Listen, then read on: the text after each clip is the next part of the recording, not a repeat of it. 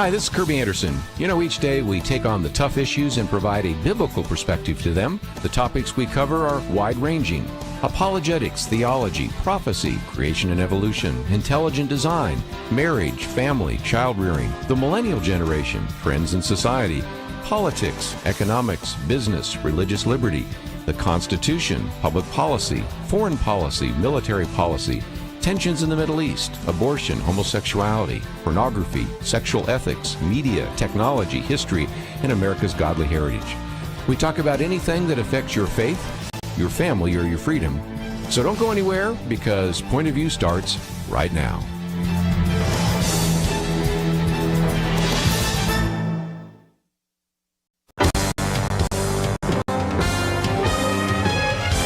Across America, live. This is Point of View.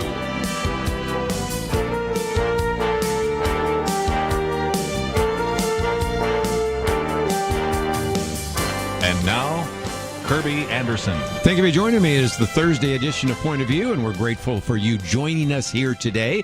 We're going to be covering a lot of different topics, as you might imagine. In this first hour here, I want to talk about this ruling that came down from a judge about the abortion decision, or actually the law itself, which is the heartbeat abortion law in Texas. I actually have a temporary restraining order. We'll talk about that in just a minute. We have more and more evidence building that indeed we know where the COVID virus came from, and it's nothing new if you have been paying attention to the conversations we've had here on Point of View. But we'll go through some of that as one of the articles I've posted for you to read on the website. Also, we'll get back to, in this hour, the conversation that has developed about the memorandum put out by the Attorney General, Merrick Garland, I should say, that actually deals with whether or not parents should be restrained, and whether or not, as at least one of the National School Board Associations has suggested, that they are domestic terrorists. And I've got some really interesting reaction from some of the mothers that say, I'm a mom, not a domestic terrorist, and even some reaction from some senators about that. So we'll get into those topics. Bottom of the hour, we're going to be talking with Chuck Bentley. After all, we have a deal, if sorts, on this whole issue of the debt ceiling. It really isn't anything more than kicking the can down the road till December, but we'll see what we have there. Chuck Bentley also be talking about how, in some respects, our finances tell us a lot about our priorities, and so we'll get into some of that. He's, of course, with Crown Financial Ministries. And then next hour, Representative Louie Gohmert, back from a couple of things. First of all, he's been to the border and wants to talk about the border for some time. He's also been in the cell with the Marine that was charged because he was critical of the withdrawal from Afghanistan, and I'm sure he'll have a lot of other comments. By the way, if you'd like to ask him a question or ask a question about what's going on in Congress, he will be with us, and I'm looking forward to that conversation as well. So, a lot to cover. But yesterday, a federal judge issued an order temporarily blocking the enforcement of the Texas heartbeat abortion law.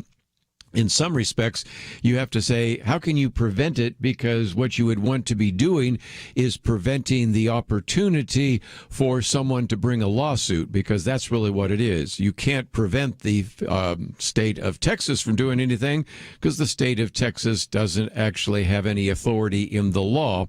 But it would certainly allow private citizens to sue providers that perform abortions after a fetal heartbeat can be detected. As I pointed out, we have a number of women who were abortion-minded who decided not to abort their children, and as a result decided to go to pregnancy resource centers.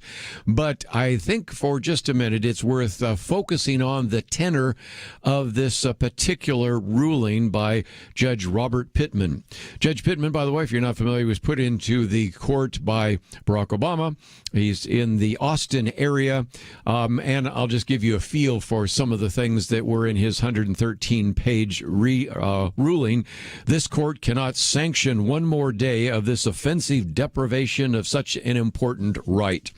And then goes on to say that the Constitution has said that abortion prior to fetal viability is well established. And he starts wagging his finger, of course, at the people in the Texas legislature.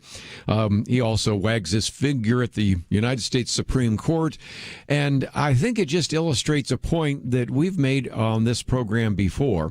I remember years ago, Marlon Meggs was, of course, the host of this program. He had an individual in studio talking about abortion, and because they were older, they were around before 1973, the Roe versus Wade decision coming down. And that particular columnist, who is Roman Catholic, had said, when the decision came down, I still expected that it would be a relatively minor issue, that it would have some of the women that maybe had been pursuing back alley abortions now to go to a hospital or a doctor, but it wouldn't be something where people would be marching in the streets for the right to abortion. Of course, he was wrong. And I think you would never have guessed that you would have now a judge being so harshly critical and trying to shame anybody who would try to prevent abortion. And if you think about this just from an objective point of view, certainly from a biblical point of view, if there's anybody that maybe deserves some shame, it's the person that just issued this injunction, Judge Pittman, who is wagging his finger at all these individuals. And you want to just come up to him and say, do you not understand that babies are being killed in these clinics? And, well, of course, does not care. But the point he was trying to make is that everybody should just be shamed for the fact that they even tried to prevent abortion. And it illustrates again how so many times these values have been inverted. In in the book of Isaiah, chapter 5, it talks about this idea of calling evil good and good evil. And you see this where if anybody should maybe have their head down and maybe be a little more circumspect, it would be the people promoting abortion. But no, the individuals that are pro-life and supporting life, they're the ones that should feel guilty. And the Texas legislature should be shamed for even suggesting that abortion is something that we should not actually allow after you actually detect a heartbeat on the basis of that baby in the womb. But that is the ruling that has come down, and I thought that it would be worth mentioning. We'll see where it goes in the future. But one of the other articles, since we're kind of talking about science here, is an article that came out in the Wall Street Journal written by two individuals, scientists themselves, and they asked a very good question that we've been talking about here for months, and that is, where did COVID-19 come from? They said the answer can be found in the virus itself, because they said based on the experience of other viruses, SARS and MERS, we know that many people are infected by a host animal long before that particular coronavirus mutates to the point where it can jump from human to human. And yet we see that even within months after the SARS and MERS outbreak, scientists were able to find animals that hosted the virus that made the jump to humans. By contrast, Chinese scientists have searched for a host and they've now tested, the number I've got now is 80,000 animals from 209 different species, including wild, domesticated, and market animals, and they're not finding any match. That should tell you something. And it also points out the fact that there is a key mutation in this coronavirus, SARS-CoV-2, which is at a specific site, and we'll go into the science of it. But this mutation is so complex, you really can't explain that in terms of something that would have just happened spontaneously, but it actually looks like what is called recombination. And that's just exactly what it sounds. A virus exchanges a chunk from one virus to another. That sometimes happens in nature, but it looks more like it was done intentionally. And so they conclude that based on the scientific evidence alone, an unbiased jury would be convinced that this virus escaped from being created in a laboratory using accelerated evolution, that is gain of function research, and gene splicing, which was then put on the backbone of a bat coronavirus. So one more piece of evidence, almost every day, more and more evidence, but somehow we still can't quite figure out where the virus came from. I think we all know where that did come from, and we'll come back and get into some other issues right after this.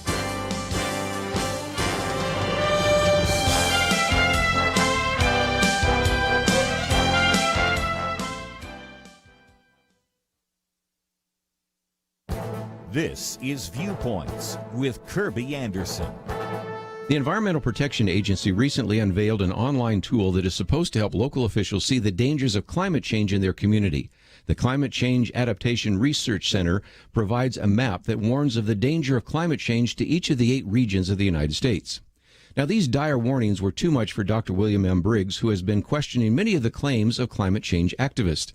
In his column, he reminds us of what is really happening in these states that are supposed to be reeling from the negative effects of climate change. Yes, the climate has changed since 1980, and corn production in Michigan back then was 7.5 billion bushels. By 2015, it increased to 14 billion bushels. He then humorously notes that the EPA warns that climate change in corn-growing Michigan could exacerbate the risk of increased production. Farmers might run out of bushels if the correlation persists. The EPA also warns of the impact of climate change in Iowa. Once again, we find that there have been bumper crops of corn, soybean, and other foodstuffs. This is causing prices for food to drop. Climate change is thus bad news for those wanting higher prices. He says he can probably do this for every state, but I think you get the idea. If we're headed for a weather-induced Armageddon, the current facts don't seem to support these dire warnings. He also reminds us that back in 1936, there was an anomalous heat wave that killed over 12,000 Americans.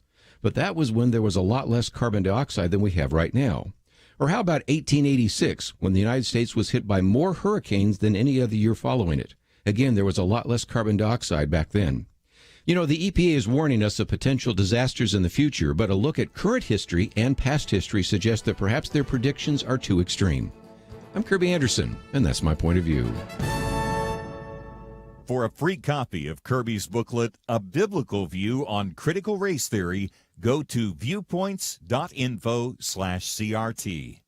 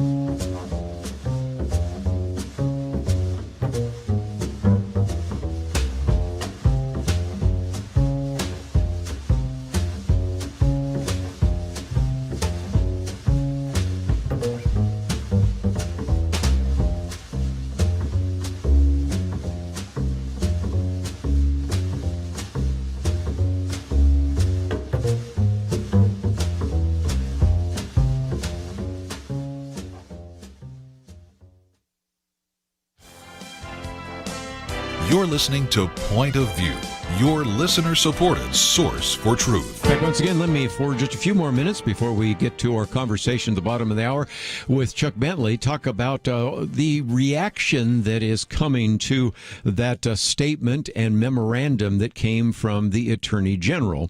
And Attorney General Merrick Garland put out a very short memo, which apparently people in the Justice Department have difficulty reading, or maybe the issue of reading comprehension doesn't make sense to them or something, because it was, I think, surfaced very easily in kind of the counterpoint that took place first with Missouri Senator Josh Hawley, and we have that article posted, and the Deputy Attorney General Lisa Monaco, or Monaco, I guess is how she pronounced her name, and then a little bit later, Ted Cruz. But the one that we've posted here is a piece that I just wanted you to be able to see, because not only do you have kind of the written material, but you have this incredible transcript that takes place between the senator from Missouri and the Deputy Attorney General.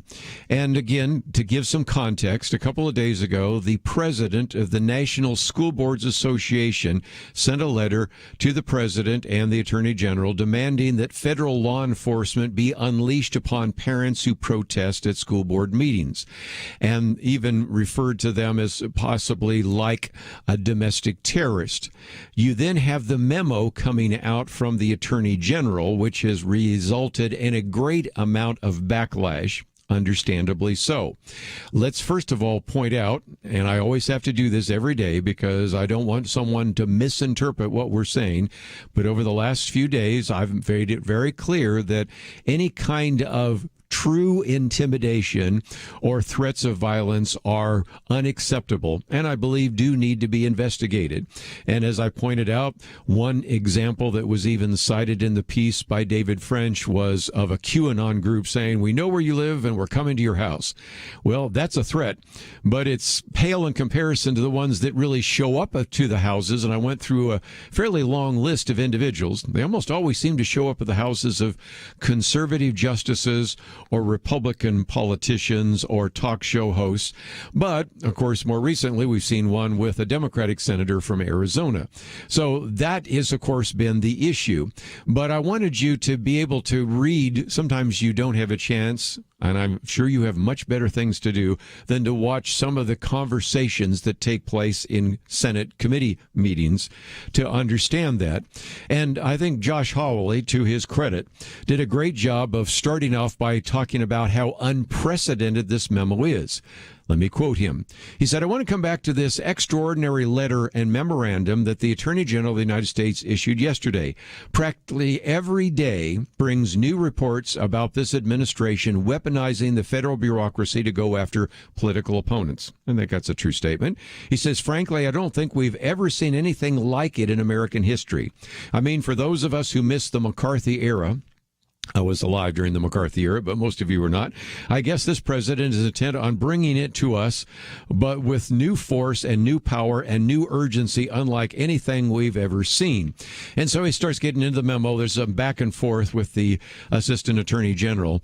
But finally, it's like she's saying, well, no, this is not about local school boards. And I mean, at this point, Senator Hawley has had enough of this. And he said, wait a minute. At school board meetings, let me just ask you this. Is parents waiting sometimes for hours to speak at a local school board meeting to express concerns about critical race theory or about masking their students, particularly young people? Is that in and of itself harassment and intimidation? Is waiting to express one's view at a school board meeting harassment and intimidation? And you don't get any kind of answer other than, well, we recognize that there can be spirited debate.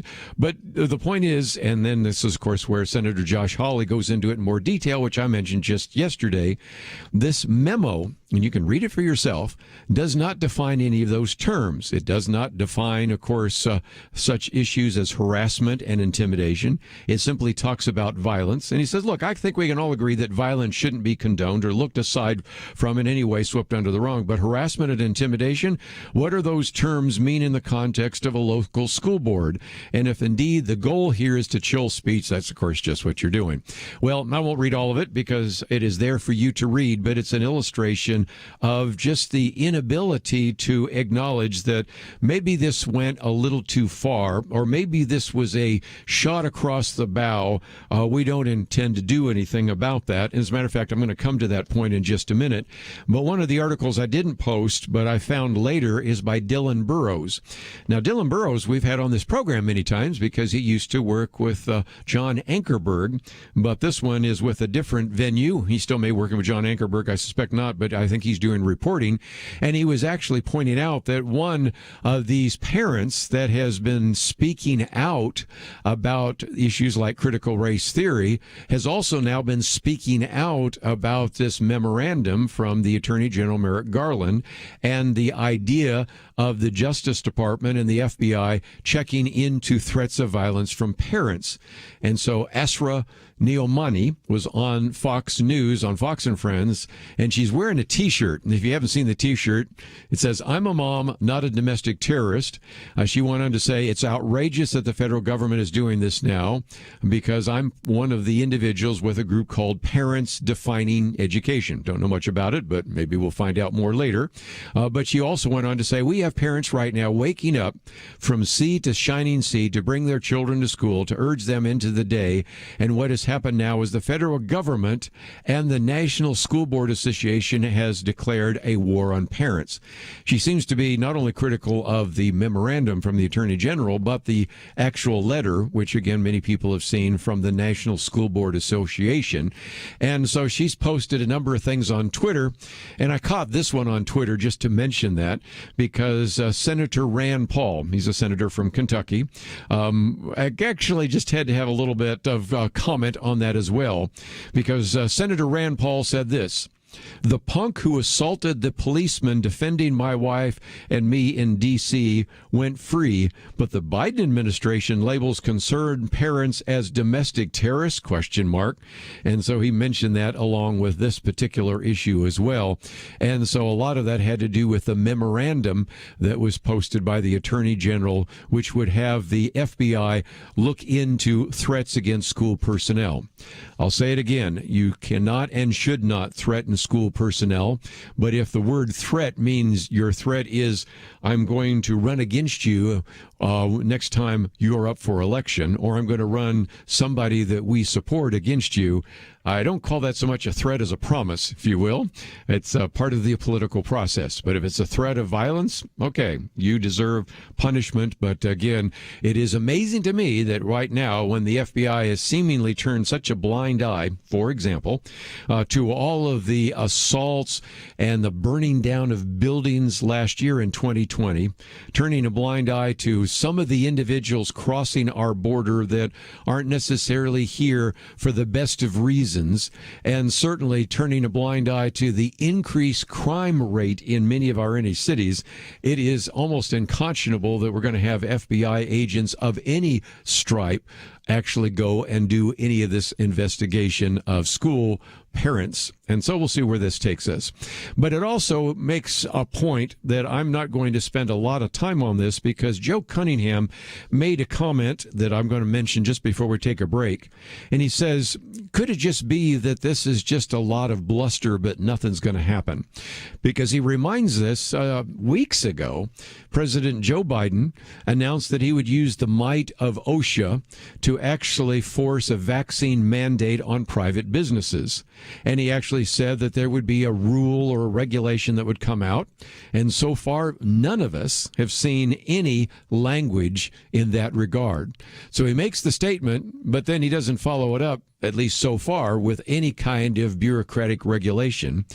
Is it possible, he raises the question, I think he may be right, that now you have the Attorney General Merrick Garland saying that we're maybe going to try to establish some guidance on how the federal law and officials can work with the state, because after all, the FBI really doesn't have jurisdiction in your state school board meeting.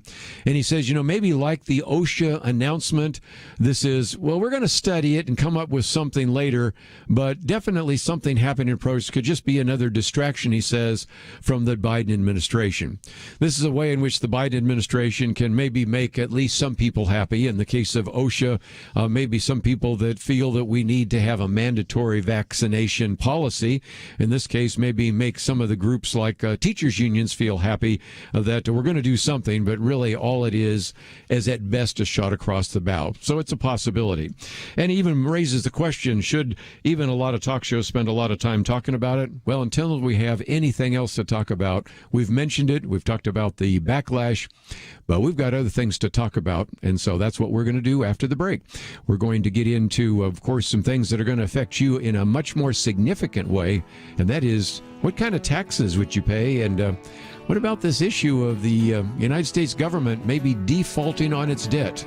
Again, a lot of sound and fury, not a lot there. We'll talk about that right after this. We live in a digital generation. Point of View is reaching this often overly plugged-in generation with truth. You can keep up with us 24 hours a day using your phone, your tablet, your laptop, or your desktop. Search for the Point of View Radio Talk Show on Facebook, where you can keep up with today's issues, learn about current and upcoming guests by liking us on Facebook. Also, follow us on Twitter. Our handle is @PointOfViewRTS. That stands for Point of View Radio Talk Show. Learn, interact, make a difference with Point of View using new media. And here's one way you can make a big difference. Help us increase our reach by spreading the word among your friends. Share a Facebook post. Tag us in a tweet. With enough joining us to plant seeds, we'll see a tremendous harvest. Come on, it only takes a minute.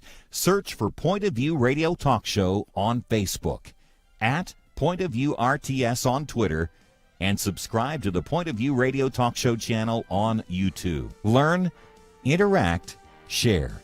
the Point of View radio talk show. Point of View will continue after this.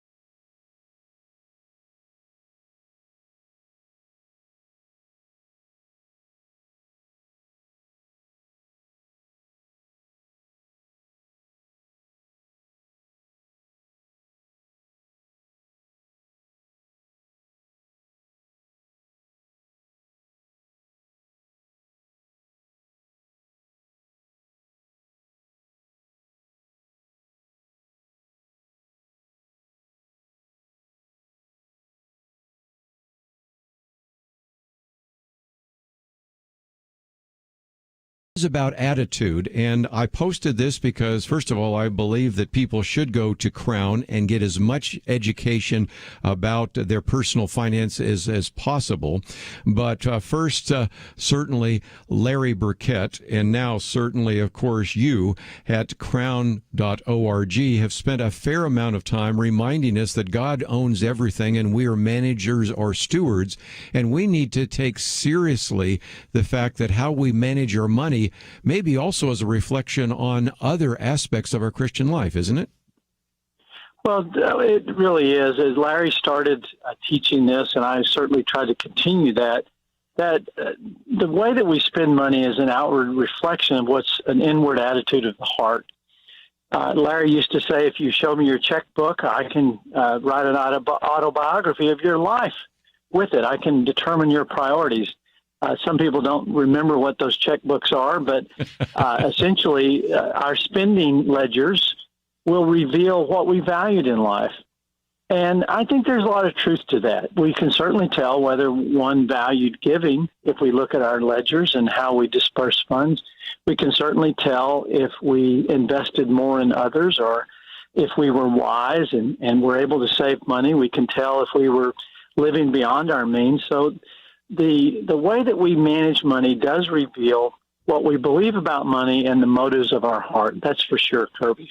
You also talk about this idea of a budget, and of course the last time the federal government passed a budget was a long time ago. But you've said on this program more than once that we can't criticize a government overspending and a government that can't meet a budget because it doesn't have a budget when we are overspending as individuals and we don't have a budget for our own family. Well, we often get hypocritical. We say the budget is spending beyond their means. They're racking up excessive debt that they'll never be able to repay.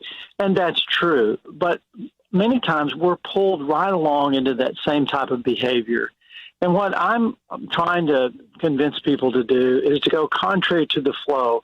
We need to be like the salmon that are swimming upstream, that are avoiding getting pulled into that same type of behavior. It's discouraging when the government is spending out of control. It's discouraging when inflation is not being curtailed because it essentially punishes the savers. But that's for a time being. The most important aspect of being wise now is that you're prepared and you have options. The Bible talks about being prepared, not knowing what's coming, that no man can know the future. But those who are wise are prepared whether there's a high tide or a low tide. They're prepared whether your house is built on the rock or the sand. And if you're built on the sand, or the sand that we're standing on being the U.S. government's excess spending and profligate management of money, we will endure that. We will go contrary to the foolishness that we're seeing around us. And that's what I hope to convince people to do now as they have opportunity. You know, one of the things I wrote in my booklet, and I learned it from you, so you get full credit, and of course I learned some of it from Larry Burkett, is this idea of diversifying your savings. You know, divide your portions to 7, even to 8, for you do not know what misfortune may occur on the earth. And that's, of course, in the book of Ecclesiastes. And a lot of people don't think about going to Ecclesiastes for financial help. They tend to go to Proverbs, which is certainly a great place to go, but Ecclesiastes. And like you said, we don't know the future. So even there, James 4 talks about this, that sometimes we make the assumption that we know so much more. And even in this piece that we've posted here, you actually have a section which I so appreciated about the need for humility, because sometimes we think we got it all together and all it takes is some kind of economic dislocation or some unexpected event to realize that maybe we need to be a little bit more humble in terms of our attitude, because ultimately we don't know what the future might hold. So let's take a break, and when we come back, of course, you mentioned that new booklet that we sent out to those of you that are donors, and if you don't have a copy, we'd be glad to send it to you. But let's talk about, when we come back, is there any wise strategy that somebody can have as they look to the future? Obviously, you need to get out of debt if you're in debt. Obviously, you need to provide for your family and have maybe an emergency fund. But for some of you that have some resources, what can we do with this incredibly really volatile and kind of uncertain economic set of circumstances. It is something we want you to be prepared for, and that's one of the reasons why we always encourage you to go to crown.org. Even check out their Money Life Personal Finance Study in case you say, I really need to do a little bit more study in this regard. I'm good at my work, but I'm not good at handling money. Maybe I can learn a little bit more. So we'll come back with our good friend Chuck Bentley right after this.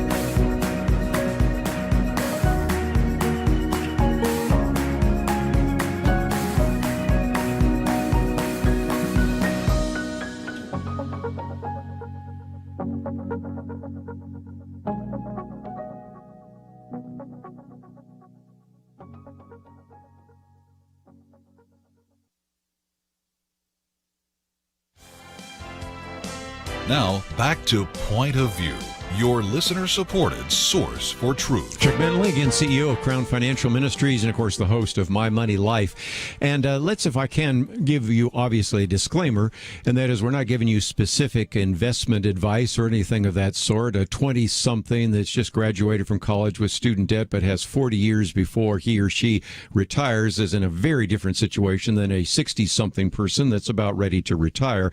But still, Chuck, there have got to be a lot of people, including myself, who say, okay, I've got money in the bank. I've got enough for a couple of months because you've told us to do that in case there's an emergency. And I've made sure that I've got some opportunities here to deal with any kind of unexpected situation. But also when I have that money in my savings account or in my checking account, I recognize that the value of that dollar is dropping every single month because of the incredible amount of money printing. We may not be like Zimbabwe or Venezuela, but we recognize that cash isn't as useful as it was. And so some people say, what can I do in this incredibly volatile and unpredictable economic circumstance that we find ourselves in right now? I want to give some specifics about that, Kirby, especially on the back of you sharing that we're not investment advisors and I'm not giving financial advice. I'm just going to give some principles and some practices. But I think it's very important right now to recognize that a lot of investment dollars are rotating out of what I would call COVID-related investments, where the businesses that benefited from the shutdown and the stay-at-home movement and all of those trends that, money moved away from retail and moved into, fixing up the backyard, and lumber prices were soaring. So there were a lot of investments that were based on COVID. They're now rotating into what I call an inflationary scenario picture. And I think it's important to understand how those things happen. If you start to follow where more and more money is going and what stocks begin to rise, it's because there's a trend change. So have an advisor, have some counselors that help you understand those trend changes so that you can keep from getting hurt by inflation. I think we all need inflationary protection, and that means you're going to invest more in commodities and assets that rise on the back of inflation. I think secondly, and I do this personally, and I'm going to say it in general terms, but I buy positions that improve on an exchange-traded fund, an ETF. They improve when the market goes down. And that's a Solomon principle of diversification that you mentioned earlier. Obviously, I think the market's going to continue going up, and the majority of money I have invested, but I also have what I call an insurance position, where I have an investment that will rise if the market goes down. And I think that's important for all of us to think that way. That's a diversified strategy where you have some downside insurance. So I think that's important. And I think we have to look at what happens to where's the money going when people have the same fear and concerns about the federal government's printing of money and their inability to live within a budget. I think you see a lot of people going to cryptocurrencies. That's why I get questions about cryptos, and that's why I wrote the article about it, Kirby. And I don't think we've got time to go into all the nuances of that article, but that's essentially what people are diversifying into as a hedge against the devaluation of the American dollar. And again, we did post that one. We talked about it last time with you. And again, it's on the website, which we identified as Bitcoin and retirement. And, you look down the list, and my gosh, just the other day, I was trying to make a short list of individuals that you kind of know of as investors that are into Bitcoin a little bit or a lot, to Ray Dalio and Paul Tudor Jones and Stanley Druckenmiller. The other day, George Soros, not that I'm encouraging people to follow George Soros, but, and then you got the country of El Salvador. We talked about that last time. Brazil talking about it. So, you recognize that there are some things that you need to investigate. But I guess the biggest question that sometimes people have, Chuck, is, okay, I wish I was as smart as Chuck Bentley. Maybe I need to go to Knoxville and stand outside his office and see if he'll give me some advice. But the good news is that you at Crown have identified individuals that might be within the same zip code of some of our listeners who could provide some guidance. Don't you have some individuals that we might be able to refer them to? Well, we recommend Kingdom Advisors. Larry Burkett started years ago an organization to identify financial advisors that had a mindset similar to ours, that believed in good stewardship, that believed that there was more to this life than just stockpiling money to trend towards a good retirement, that we needed to lay up treasures in heaven. And so Larry started this organization that now has thousands of members who share our worldview. And I think using an advisor like that is very, very important, Kirby.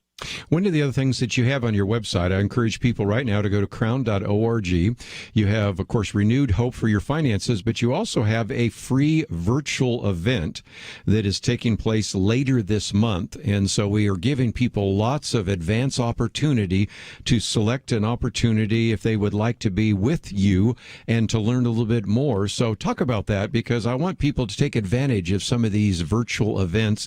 And this one that you are producing right now through Crown, I think, would just be ideal for so many of our listeners. Well, that's so kind of you, Kerby. Every year we typically gather in person with our partners and patrons and people who love and support what we do, and we give them a briefing on our activity and our mission accomplishment and what's going on and how we've been a steward of their resources. And now we're, of course, because of COVID, we're doing that online. So it is a free event, but people will learn a lot about our activity. In addition to that, I'm going to give what I call my annual State of the World report, and then share what we're recommending that people do about the current state of the world. And typically that's from an economic perspective, obviously. And we share the biblical principles that we think are most relevant for being prepared for such a time as this. But let me just turn that back around, Kerby. I say this sincerely. I think what you're doing is equally as important for people to stay informed, to stay current, to know how to respond to the changing times. I think that becoming a truth partner as we are, I think that's the correct terminology, that Ann and I support your work because we think that truth is the essential asset for such a time as this. Without truth, the world is upside down, and you do such a good job of keeping truth on the airways, Kerby. Well, again, thank you for what you do, and thank you for that encouragement. And as always, look forward to the next opportunity. As I've been traveling around to various radio stations in Alaska and South Carolina and Georgia and Mississippi and Alabama. Last week I was in California. I talk about the fact that we really want to do more in terms of economic education, and you're the key partner in that regard. So thank you for joining us today here on Point of View. And as always, look forward to the next opportunity. Keep up the good work, Kerby. We're proud of what you're doing. Going to take a break, and just before I get off the air here this hour, I want to mention that I'm pretty sure we'll be able to link up with Representative Louie Gohmert. What are we going to talk about with Louie? Just about everything, but I think two things I know we want to focus on. Number one, the border. That may take the entire time, but I know he's also been talking about what happened in this botched withdrawal from Afghanistan, and the only person so far that's been punished is a Marine that spoke out against it, and he's actually been with him, so we'll talk about this. I'm sure we'll get into issues like the debt ceiling and a variety of others, so looking forward to that as well.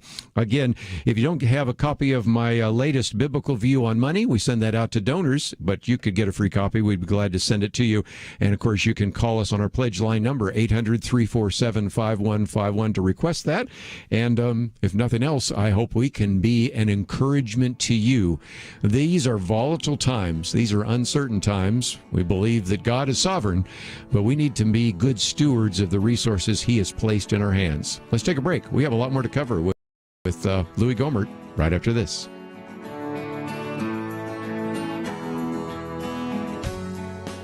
Supreme Court Justice Clarence Thomas recently said, "The Declaration of Independence has weathered every storm for 245 years. It birthed a great nation. It abolished the sin of slavery, and it endeavored to address its effects. While we have failed the Declaration time and again, and the ideals of the Declaration time and again, I know of no time," said Thomas, "when the ideals have failed us." While some see our founding as fatally flawed and promote ideas that have failed every time they've been tried, at Point of View, like Justice Thomas, we still believe in America's ideals. And if you do too, make a difference today. Join the Truth Team as we promote the unchanging truth that gave us liberty and prosperity. Visit pointofview.net/team or call 1-800-347-5151. The original Americans responded to the call. Will you? Pointofview.net/team and 1-800-347-5151.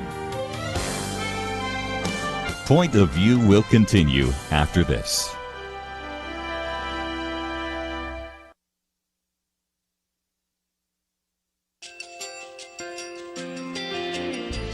I just want to thank you so much for all the wonderful programming you have.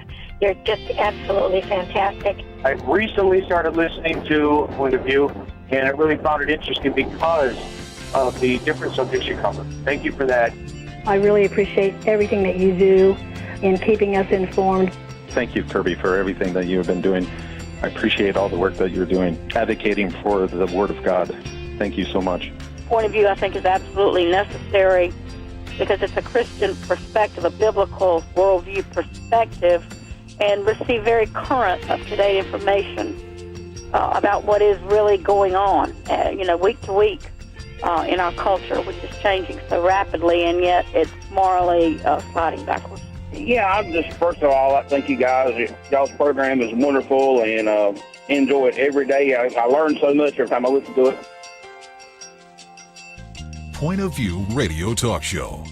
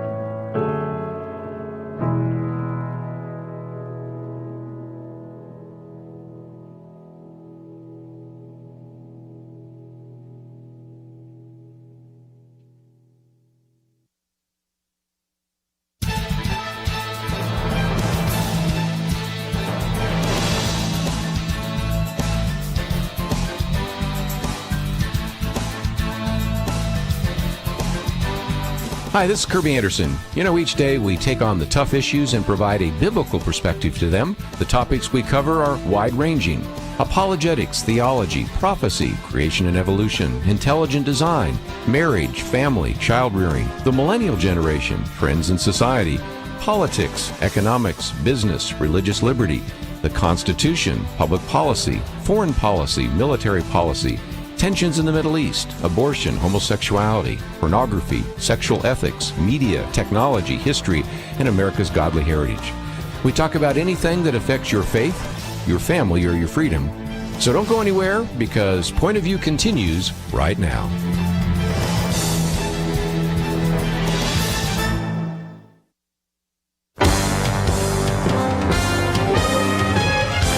Across America, live.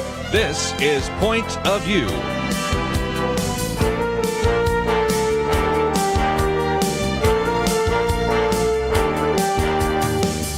And now, Kerby Anderson. Well, as advertised, this hour we have Representative Louie Gohmert with us. Might just mention that we have information about him on our website, pointofview.net. We have one of the articles, Louie Gohmert and the Border. This was an article that was in Newsmax in an interview, so that you have some facts and figures, since we'll probably mention some of those. If you'd like something printed, you can find that on our website.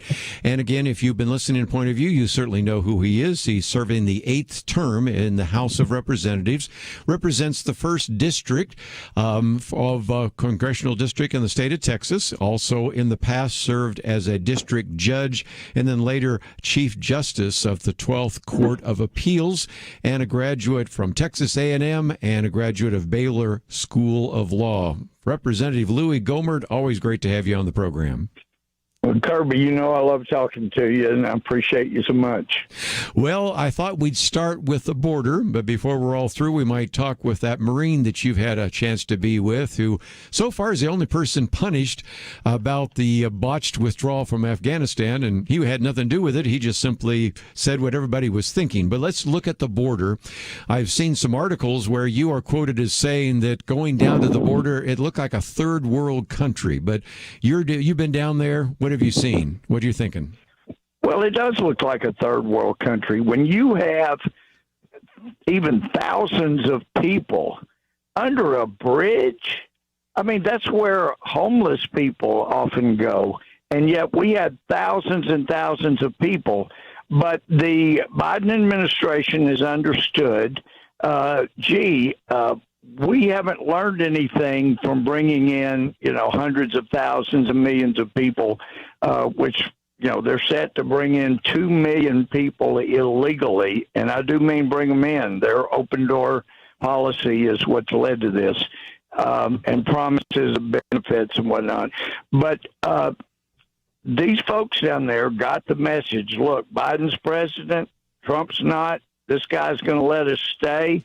So they came. Now, the Biden administration did a wink and a nod on the Haitians that came up out of the 15,000.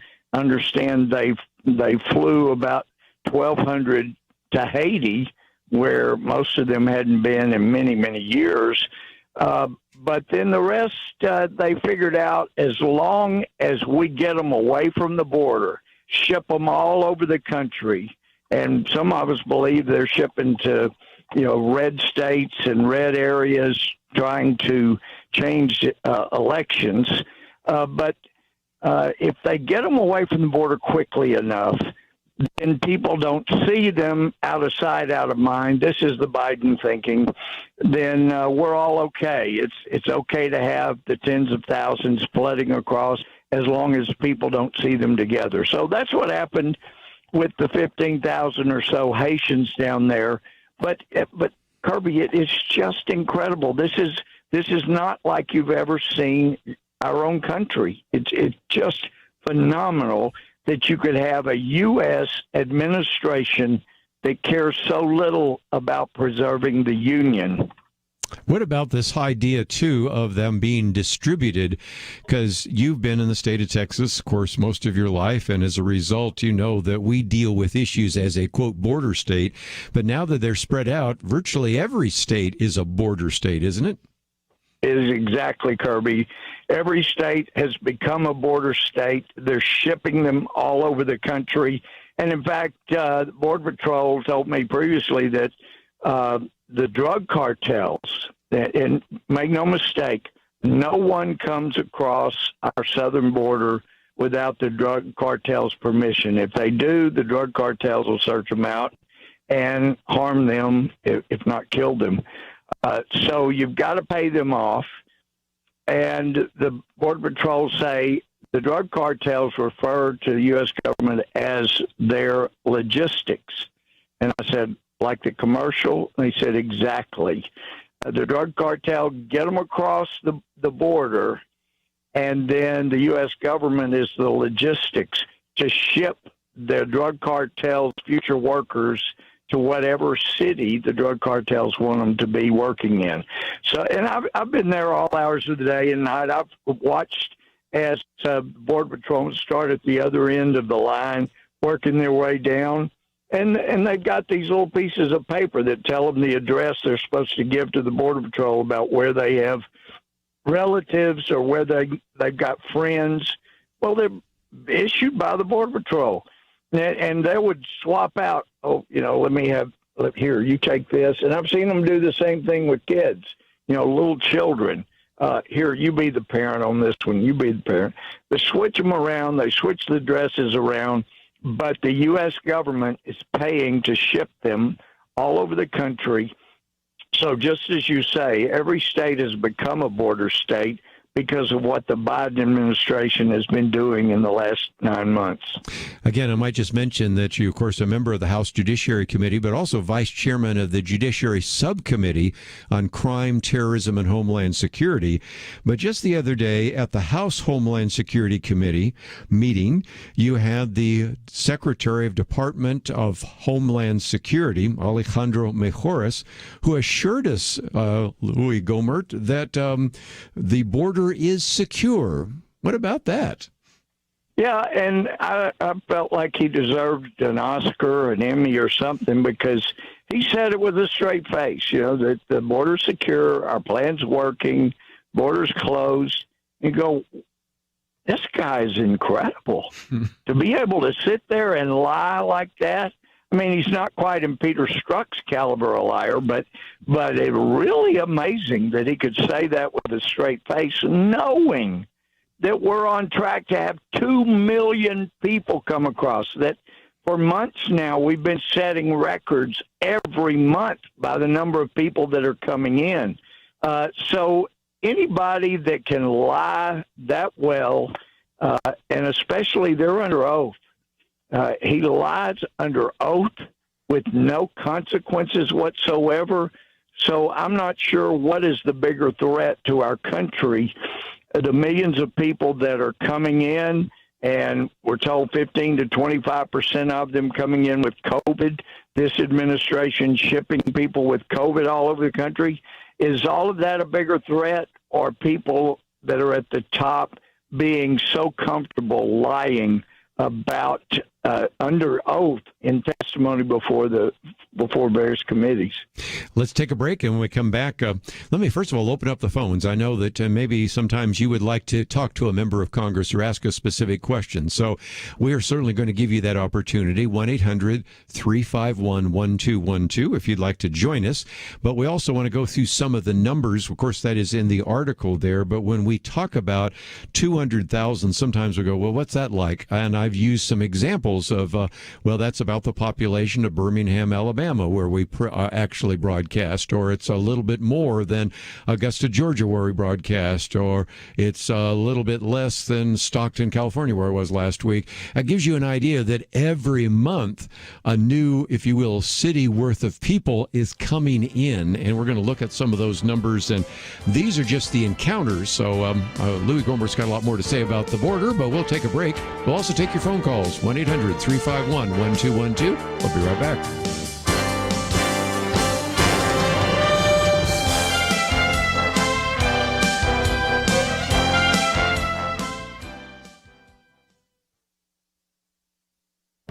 This is Viewpoints with Kerby Anderson. The Environmental Protection Agency recently unveiled an online tool that is supposed to help local officials see the dangers of climate change in their community. The Climate Change Adaptation Research Center provides a map that warns of the danger of climate change to each of the 8 regions of the United States. Now, these dire warnings were too much for Dr. William M. Briggs, who has been questioning many of the claims of climate change activists. In his column, he reminds us of what is really happening in these states that are supposed to be reeling from the negative effects of climate change. Yes, the climate has changed since 1980, and corn production in Michigan back then was 7.5 billion bushels. By 2015, it increased to 14 billion bushels. He then humorously notes that the EPA warns that climate change in corn-growing Michigan could exacerbate the risk of increased production. Farmers might run out of bushels if the correlation persists. The EPA also warns of the impact of climate change in Iowa. Once again, we find that there have been bumper crops of corn, soybean, and other foodstuffs. This is causing prices for food to drop. Climate change is thus bad news for those wanting higher prices. He says he can probably do this for every state, but I think you get the idea. If we're headed for a weather-induced Armageddon, the current facts don't seem to support these dire warnings. He also reminds us that back in 1936, there was an anomalous heat wave that killed over 12,000 Americans. But that was when there was a lot less carbon dioxide than we have right now. Or how about 1886, when the United States was hit by more hurricanes than any other year following it? Again, there was a lot less carbon dioxide back then. You know, the EPA is warning us of potential disasters in the future, but a look at current history and past history suggests that perhaps their predictions are too extreme. I'm Kerby Anderson, and that's my point of view. For a free copy of Kerby's booklet, A Biblical View on Critical Race Theory, go to viewpoints.info/CRT.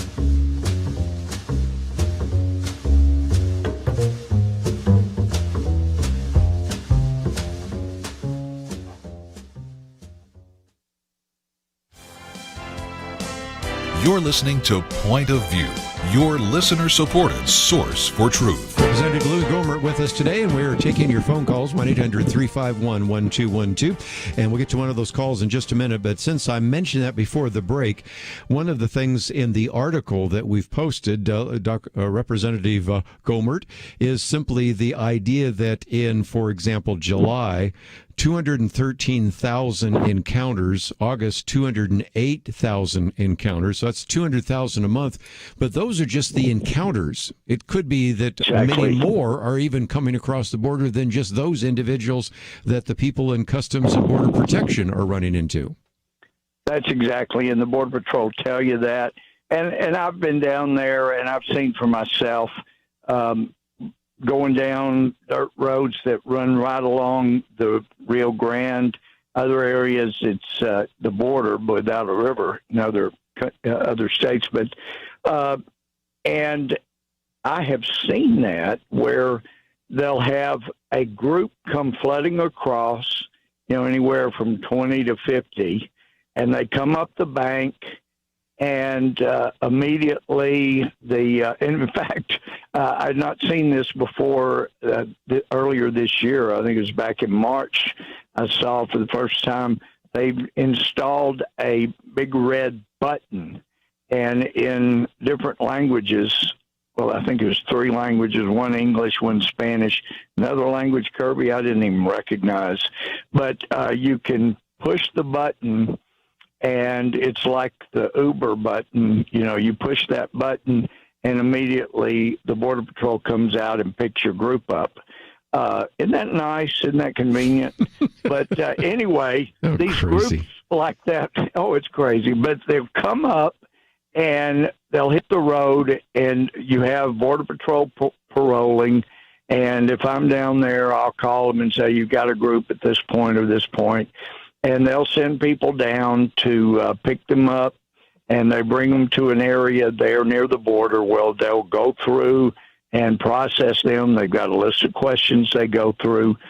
And when it's a group like that, it will usually tie up the available Border Patrolmen that have to come start processing them, asking the questions, making sure they don't have inappropriate material with them, weapons. So they're going through all of this, and they will tell you, the Border Patrol will tell you, not the supervisors, because they usually toe the Democrat line, but the ones that work down there will say the drug cartel sends them all across at times when they've got either a bunch of drugs or a high-value person that they want to get across without being caught.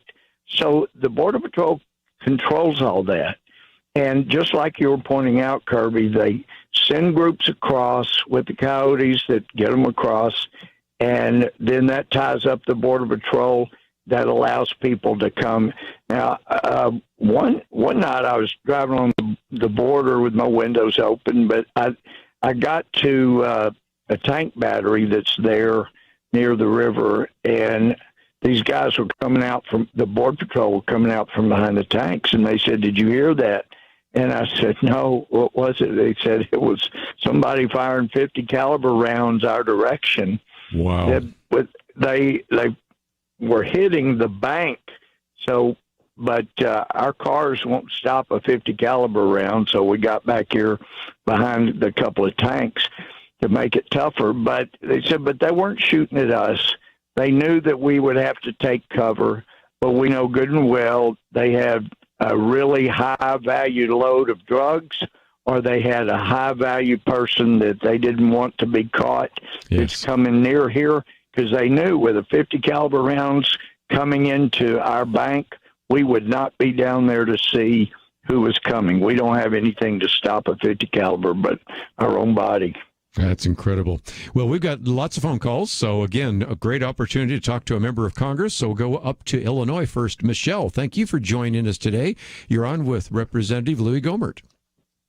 Hi, Michelle. Michelle. Well, maybe I can hear in the distance, but maybe we'll try. Let's try Mary. See if we do a little bit better. Mary in Michigan, can you join us? I'm joining you. There you go. We can hear you. Hello. Thank you so much for all your work and definitely for risking your life like that. My question is, whether we're dealing with abortion, CRT, sex trafficking, human trafficking, the horrific drug trafficking, I feel like if we don't get a grip on the voter reform, we aren't going to ever have a say. Do you feel like we're going to be gaining ground enough for 2022 in the voter reform to make a difference? You know, one of the questions I get all the time, Louie, is do you think we're going to have ever again a free election and a fair election? What's your thoughts? Because I think Mary's question is represented by probably millions of people in America right now. Yes, and the only reason she would ask such a question is because she's paying attention and knows what's going on. So it's good to ask, and the answer is, as we used to say back when I was a judge, the jury's still out on that. It depends on what people do between now and the 22 election, but what really drives and motivates me so much right now is that I believe we've got two possible elections where we can make a difference, and conservatives, people that love America, that don't want us to become an Orwellian Marxist government, we can still win. We've still got a shot. But we will not if we don't make sure the election is, as you said, Mary, free and fair. So that really depends on us. You know, like the that old Chinese story about the wise old man confronted by a young boy with a bird in the hand, and he says, "Is this bird alive or dead?" Knowing that if he said it was alive, he would crush it, and if it was, and the wise old man said, "The life of that bird is in your hand." Mm-hmm. And I think the elections are in our hands, and so yes, we can pray to God that He will give us free and fair elections. But I know there are times that God's got to be going, "What are you doing? I gave you all the tools you needed to make sure that this was fair. And you stayed home. You didn't do anything. Come on. I've given you your tools. Use them." And I love that line from Tommy Nelson, a pastor up in Denton. And he said, "Yeah, God's in control. He's sovereign, but just because he's in control doesn't mean he wants us to lean on our shovel and pray for a hole." So we've all been gifted with tools, different tools, but we have tools. And if we don't have enough people getting out and making a difference by the 2022 election, then I think that Republicans could lose Texas in 2024. I don't think they could lose it fairly and legitimately, but I think, and this is what I was telling President Trump the last 2 years, he'd say, "How am I doing in Texas?" I'm saying, "You're doing great as long as we can keep down the fraud." You don't think I could lose Texas, do you? Well, yes, if the fraud's bad enough. We've got to keep it under control. And our Attorney General in Texas went after some small forms of fraud, but I really felt like there was enough evidence in Dallas County to get warrants, seize machines, flash drives, laptops, and then I felt like we could have saved the election in 2020 if we had exposed the fraud just in that one county. It would have had evidence that could have been used in other states. But as a result of not cleaning up our own backyard sufficiently, then other states failed that shouldn't have. And I was just hearing from somebody from Pennsylvania just this week that said, "Yeah, we had 200,000 more people vote than we have voters." And in other words, there were more votes than voters. And that's a problem for those that don't keep track. That's a problem. You shouldn't have more voters. You shouldn't have more votes than voters. No, you don't want to do that. And we need to take a break, and I know you can stay with us, and I know we have some more phone calls, but I just might say that, one of the arguments they say, "I can't believe that Texas is going to do an audit." And, of course, my favorite line comes from Senator Brian Hughes that, well, how much fraud is okay with you? Even if it's a little fraud and it didn't make any difference, how much fraud are you okay with? But anyway, we've got some other people that want to ask some questions about what we can do between now and 2022 and 2024, some other comments and questions. So we will give you that opportunity to ask the question, and it's a good time to give you a call, 1-800-351-1212. And when we come back, some more phone calls for Representative Louie Gohmert. We'll be right back.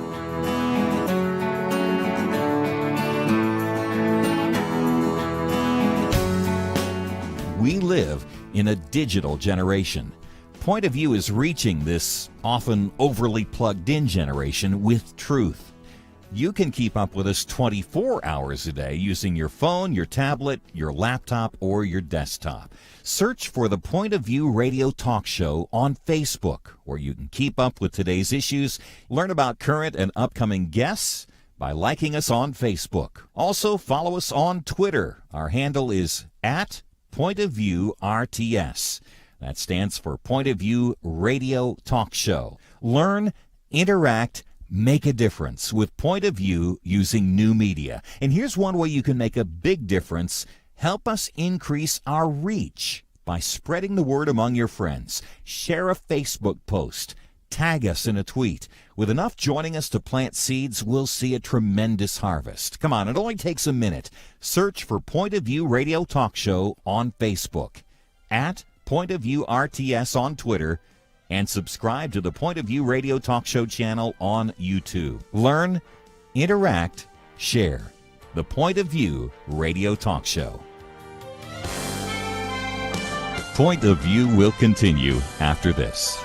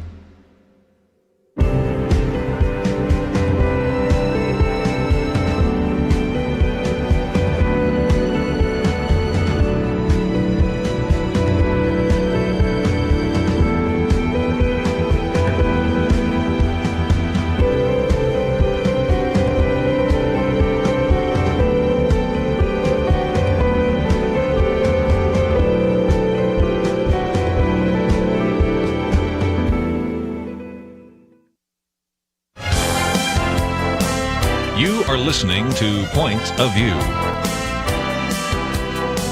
The opinions expressed on Point of View do not necessarily reflect the views of the management or staff of this station.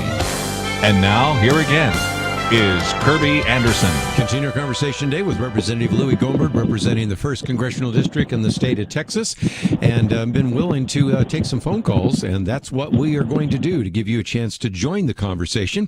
So since we're talking to a member of Congress from Texas, let's go to a listener in Texas, KBJS, and Pam. Thank you for calling today. Oh, thank you. You're welcome. What's your question for... Can you hear me? Yes, I can. Go ahead. Okay. I'm from Tyler, Texas. I just want him to know that. Okay. Well, thanks for listening. You're welcome. My question is, what can the American people do before 2022 and 2024 to stop this administration? They call everybody else a domestic terrorist, but to me, they're the ones that are the domestic terrorists. How can Americans stop them? Can Americans sue them? Well, unfortunately, no, unless somebody is acting outside of the law. There are things that we can sue over, and fortunately, you got a group like First Liberty in Dallas area. You got Judicial Watch, my friends there. There are a number of groups that can help with lawsuits to save our liberty. But when it comes to just suing somebody like Attorney General Garland for going outside the Constitution to go after peaceful objectors at school board meetings, that's outrageous.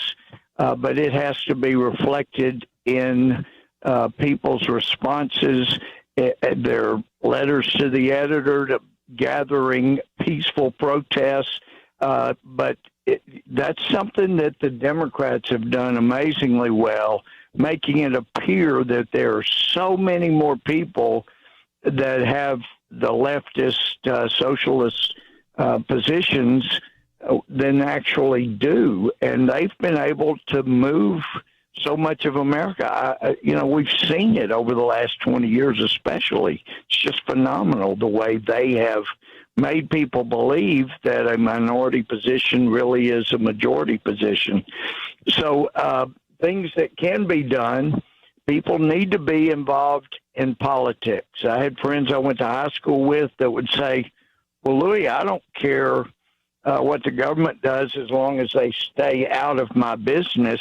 Well, they're not going to stay out of their business, and people have found out they don't, because if you don't care what the government does, they're going to be all in your business, and that's how we ended up with this new move trying to get access to every $600 transaction in your bank account, yes, which basically means they will monitor everything.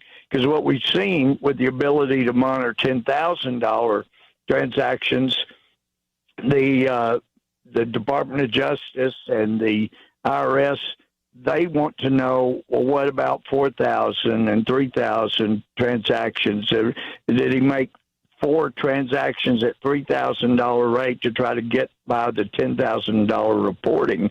Well, they'll do the same thing with 600. So they're going to monitor everything you do. It could not be more Orwellian.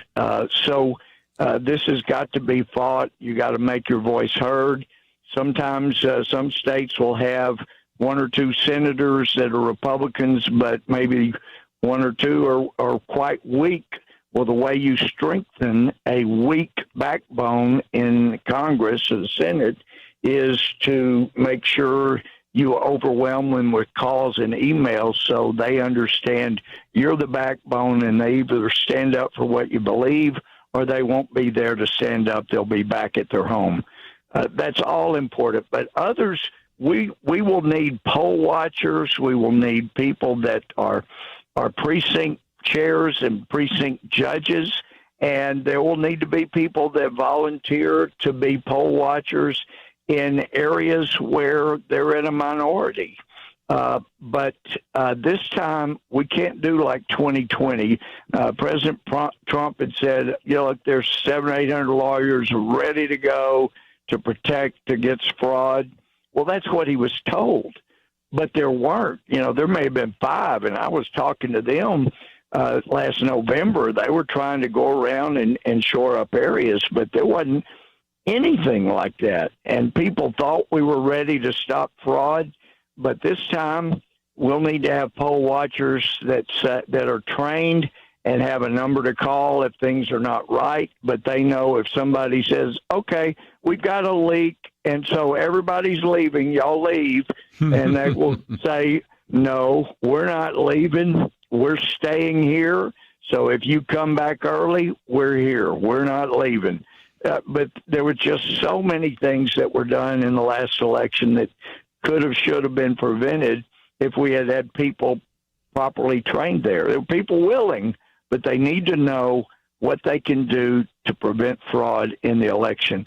And I'm hopeful that if and when we ever get the full report from Arizona, it will set dominoes in motion to expose the fraud that went on all over the place. And I love what was said in the book about fraud elections by John Funn back, I think it was around 2008. But John says the biggest fraud about elections is saying there's no fraud in elections, because there always has been. Lyndon Johnson was a great example of that. Well, let's, since you mentioned Arizona, let's go to Laura in California. I think she has a question about that Arizona recount. Laura, you have the floor. Thank you so much, and I really appreciate you taking my call. My question is, what went wrong in Arizona? I mean, we spent $10 million to have those folks go in there and check it out, and they couldn't find a thing. Why did they miss it? What was the problem there, and why did they mess up so big? Well, what they tell me is they did find a lot of things that were problems, but and what got reported nationally were things that looked to be less favorable, but they did show there was fraud. They did show there were more votes than voters in some places there. But when you have the Maricopa County and others are not cooperating, they didn't turn over machines that were subpoenaed. In fact, the Democrats have showed us a good roadmap for how you deal with hearings. In the case of Arizona, these were critically important hearings. In Washington, the January 6 hearings are just a goat rope. But they've showed you just don't comply. You just don't go along with whatever is done there, and maybe you can get a better finding. But we can't stop. Arizona's not through. There's more litigation and more discovery still to be done. And so, but they had promised a report out by the end of August, so they needed to get something out, they felt. But it's not over. Goat rope, is that a technical term? This is great. Let's go to New Mexico. Margaret, I think you have some questions as well. So you're on with Representative Louie Gohmert. Hi, Margaret. Hi. Thank you for taking my phone call. You were talking earlier about the 200 immigrants that come over monthly. Or 200,000 immigrants that come over monthly. And I'm wondering, where are they going? Where do all these immigrants go?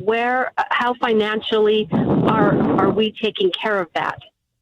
I mean, how does that happen? Where exactly are they going? And there have been so many official inquiries by members of Congress to the Department of Homeland Security, to the Department of Health and Human Services, because they have a role, especially when it involves children, and also to the administration itself. We want to know, we have to know, where are you shipping these people? We believe that every town and every county and every state have a right to know before people are sent there that these people are coming.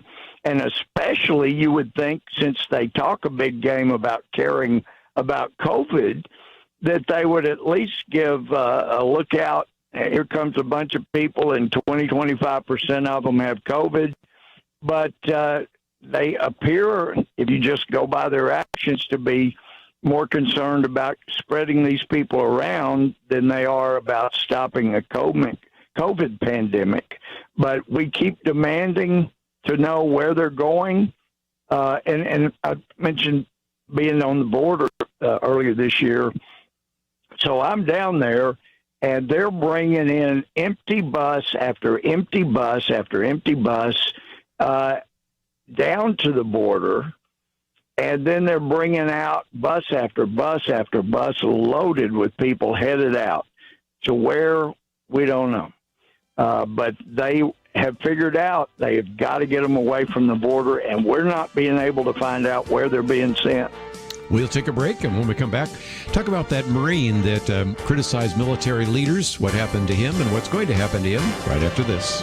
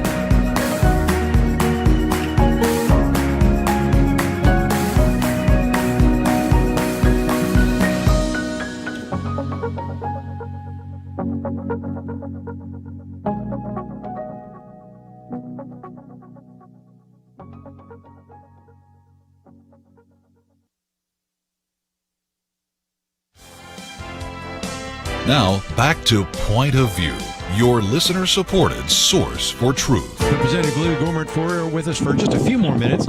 Let me just mention that one of the comments that many of you have said is after that botched withdrawal of American troops from Afghanistan, somebody should be court-martialed. Well, somebody is. That would be Marine Lieutenant Colonel Stuart Scheller facing what I guess would be more of a misdemeanor level of court-martial because he was actually criticizing those military leaders. Before we get back to the phones, Louie, I wanted to get your thoughts because I understand you had a chance to meet with him. And this is, again, a travesty. Maybe you aren't supposed to criticize those in authority, but the people being criticized deserve some of that criticism, whether it should have come from him or somebody else. But nobody else is being held accountable except a person that wasn't responsible for it in the first place. What's your thoughts? That's exactly this. He was just expressing the frustration that's being felt all over the services, and especially among Marines. I mean, he's had 5 tours of duty, in areas like that. And if you read his the Bronze Star certification, I mean, this is a guy as a captain. He wasn't just leading; he was out there leading under fire. When they leapfrogged and moved around flanks, he didn't just send people. He went himself and covered for others, took incoming fire. So this is a guy that knows what it is to fight for his country. And for 20 years, people were fighting and dying, under 7.5 years of Commander-in-Chief Bush. We lost about 600 precious military lives. Under Commander-in-Chief Obama, when we were told the war in Afghanistan was basically just at that point peacekeeping, we lost 3 times as many American military. Very few of our precious military under President Trump. But when you have had people die, I mean, I've seen this over and over. When you've known people, you've been there when they died, and then you're told sometime later, you know what, that was for nothing. We're going to surrender. We understand that you won every battle we called upon you to fight, but we're going to surrender anyway. I mean, people that were already suffering from PTSD, I'm told that the suicide hotlines have really spiked since the Biden-Milley surrender to the Taliban. And what kind of idiot puts the Taliban, sworn to destroy America, put them in charge of the security of our military? That, of course, it's just amazing we didn't get more than 13 of our military killed out there. So it is a travesty. They're taking out their frustrations on the one guy that called them out. Look, he lost his command. He was a commander. He's lost his retirement. He won't be able to get to 20. He's given up a tremendous amount of retirement money he would have received and benefits, and yet they're not satisfied. He's awaiting trial, and so far right now, court-martial is scheduled to start next Thursday. I was just talking to his attorney about an hour and a half ago. They're still on for the court-martial to start next Thursday, a week from today, there at Camp Lejeune. And I'm hoping that we're going to have an awful lot of witnesses there to support Colonel Scheller. He's a stand-up guy, but his heart is broken. Oh, and by the way, I think it was for a couple of weeks, but after he went on social media, they fired him from his command and ordered him to report to an office next to his commander and sit there for 8 hours a day, nothing to do. Here is a guy that was prepared to lay down his life for his country, and they put him in an office for 8 hours a day with nothing to do. And they think that was going to fix him? No. Putting him in the brig hasn't shut him up. He is a patriot. He loves America. And this isn't political to him. This is accountability. So we're hoping that the command will wake up and understand that their message they will send to people that are thinking about joining the Marines is go ahead and join the Marines as long as you're willing to fight and die or lose your friends before we surrender. And if you say anything, we'll punish you. That's not the kind of recruiting poster or commercial they need out there, but that's what everybody's hearing. Yes. Well, again, be in prayer for Lieutenant Colonel Stuart Scheller, 17-year veteran, served in Afghanistan, and that trial next week. So we'll talk about that as well. Let's take another phone call real quickly. Mary in California, what would you like to add to our conversation today? Hello, you there? We are there. Can you hear me? I sure can. Yep, sure can. I wanted to follow up about that question about Arizona recount, where they found that Joe Biden did win, and they found the votes that they actually found more votes for him than they were reported before. And we all donated money to pay for that. How did they go so wrong? How can they, we vote to get those votes? Think about it. Yeah, and like I say, I don't think that's over at all. And there's more to come. That's what my Arizona elected officials are telling me. There's more to come. Don't give up hope, because it just hadn't all come out yet. It's just a shame what had come out so far. One of the things I've had people say is, well, even if it came out the other way, you have the mainstream media. But, Louie Gohmert, that's one of the reasons why we have Point of View, because if we get some more information and you can get that to us, we'll have it coverage and we'll tell a lot of people. And so in some respects, that's why you've been such a good friend, because you kind of get into some of these stories. You actually are eyes and ears, especially at the border this last couple of weeks here. And so that's why we value our relationship with you. And that's why I know you enjoy being on Point of View. I love your truthfulness. I mean, even with your Ivy League education, you still believe in truth somehow. I knew I was going to get that at least once from a guy that went to Texas A&M and Baylor. Just before we go, I appreciate you so much, Kerby. Yes, and I need to let you go, but let me just encourage everybody to be in prayer. First of all, of course, for Louie Gohmert. I mean, if you think his life isn't miserable some days and people try to make his life miserable, certainly be praying for him. And then, of course, we mentioned just a minute ago, I think earlier I might have misspoke, but I was going to say Lieutenant Colonel Stuart Scheller, 17-year veteran, served in Afghanistan, and we haven't really talked much about it because I was just waiting to hear Louie Gohmert's comments about that as well. But as we come down to the end today, let me mention that we have some information about the debt ceiling deception, and that is a piece that I just mentioned in passing when we were talking with our good friend Chuck Bentley. Then we also had one on your finances are more than your money, so that you can really get some, if you will, biblical principles about that. And then we did post a couple of articles, one especially about the incredible backlash to the Attorney General's memorandum and the attempt by some of the national school board groups to refer to those of you parents who are concerned as domestic terrorists. Come on, let's lighten up on that one if we can. And of course, just one more piece of evidence. Science closes in on COVID's origins. Of course, they're telling us in these stories and these articles what we already knew, but somehow the intelligence community can't seem to find an answer, but we certainly will continue to pursue that here on Point of View. That's all we have. I might just mention my commentary today is a very good piece about climate change and what indeed are some really powerful arguments that you might want to use. You might want to find that as well, and all sorts of other great material, which is on the website at pointofview.net. I want to thank Andrew as our engineer, Steve as our producer, and I look forward to seeing you tomorrow in our Friday weekend edition. We'll see you tomorrow right here on Point of View. Supreme Court Justice Clarence Thomas recently said, "The Declaration of Independence has weathered every storm for 245 years. It birthed a great nation. It abolished the sin of slavery, and it endeavored to address its effects. While we have failed the Declaration time and again, and the ideals of the Declaration time and again, I know of no time," said Thomas, "when the ideals have failed us."